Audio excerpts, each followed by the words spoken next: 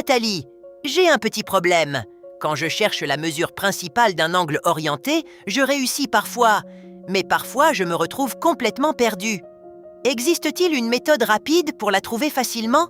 Bien sûr, Matball. Il existe une méthode simple et efficace pour déterminer rapidement la mesure principale d'un angle orienté. Il suffit de comprendre une idée essentielle et de suivre quelques étapes. Alors, je suis impatient de découvrir cette méthode. Concentrez-vous bien avec notre fondateur. Il va vous montrer une technique rapide qui va vous permettre de maîtriser les mesures principales des angles orientés.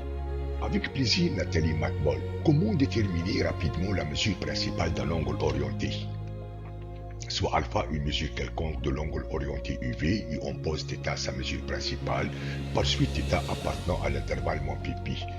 Voilà alors notre cercle trigonométrique sur lequel on va placer l'intervalle moins pi, passant par les valeurs bien sûr moins pi sur 2, 0, pi sur 2, et cette cercle elle est orientée dans le sens direct.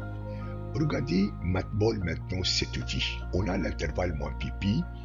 Si on retire pi de cet intervalle, on obtient l'intervalle moins 1. Si vous dites pourquoi, juste pour faciliter les calculs dans quelques instants.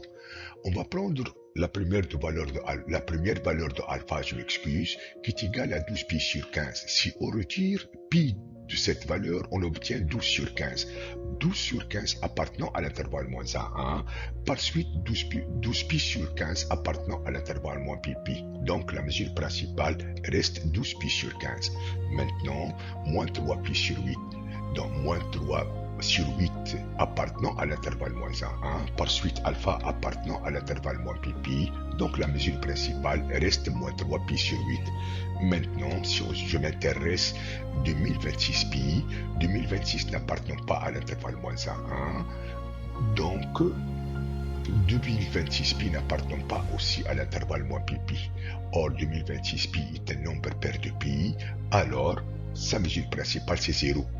Maintenant, si je m'intéresse à 2025 pi, 2025 n'appartenant pas à l'intervalle moins 1, par suite alpha n'appartenant pas à l'intervalle moins pi, or 2025 est un nombre impair pi, alors θ est égal à pi. Maintenant, regardez ici, 169 pi sur 3.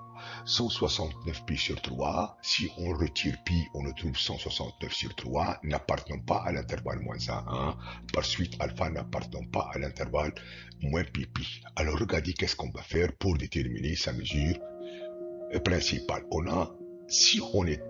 va taper sur notre calculatrice 169 pi sur 3. Elle va donner exactement 56 pi sur 3, c'est-à-dire 56 pi plus pi sur 3.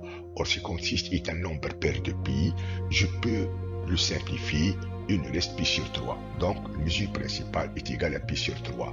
Maintenant, si je passe la valeur 17 pi sur 5, si on retire pi, 17 sur 5 n'appartenant pas à l'intervalle moins 1, c'est-à-dire alpha n'est pas une mesure principale. Alors, de même, on va taper 17 pi sur 5 sur notre calculatrice, elle va donner 3, 2 pi sur 5, c'est-à-dire 3 pi plus 2 pi sur 5. 3 pi est un nombre impair, on va le remplacer que ce soit par pi ou par moins pi. Signe qui suit 3 pi, c'est positif, donc on remplace 3 pi par moins pi. Donc j'obtiens quoi alors? Moins pi plus 2 pi sur 5. Donc la mesure principale c'est moins 3 pi sur 5. Bien, je passe maintenant à la dernière valeur, moins 53 pi sur 4. Moins 53 sur 4 n'appartenant pas à l'intervalle moins 1, par suite alpha n'appartenant pas à l'intervalle moins pi. De même, je vais taper moins 53 pi sur 4, elle va donner moins 13 pi sur 4, c'est-à-dire moins 13 pi moins pi sur 4.